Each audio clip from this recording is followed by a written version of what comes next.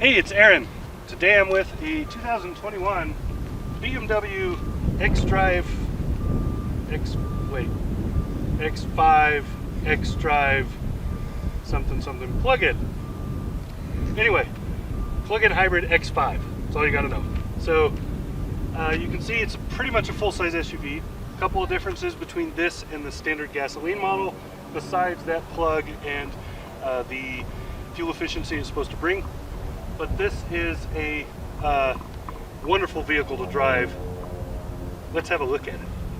So this current generation, which is the fourth generation of the X5, it came out in 2019, but this year is the year that this xDrive45e debuts. So this is the first year for this new hybrid model, which is replacing an outgoing hybrid model that didn't have the same good specs.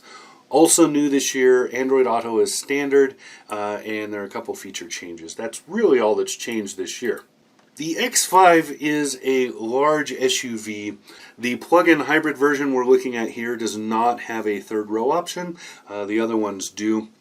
The biggest difference between the standard gas model and the plug-in hybrid is obviously that plug that's on the front fender of the SUV. Also, there is the difference of no third row option.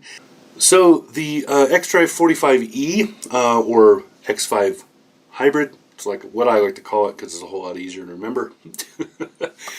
So the xDrive45e, which I like to just call the X5 hybrid because it's a whole lot easier to remember and doesn't have nearly the number of syllables.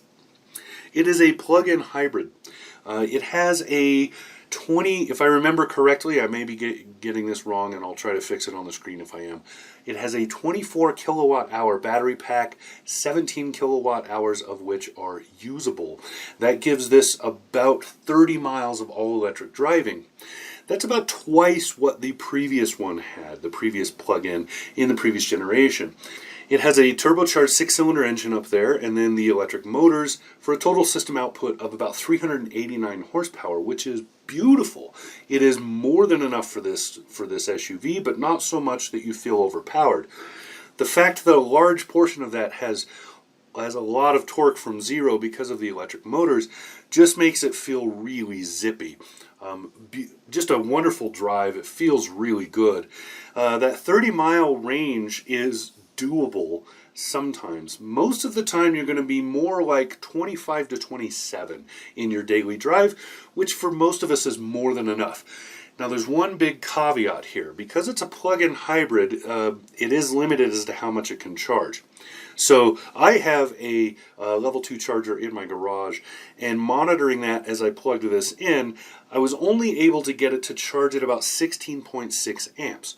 My charger can go up to just past 40 amps, so it was a little disappointing that it wouldn't take that full speed charge. But at the same time, with a pack this small, you really don't need that much. You're not going to be charging that fast. The full battery can be charged in about 5 or 5.5 hours at this rate, and that's a pretty good charge time for a car that is not a dedicated electric.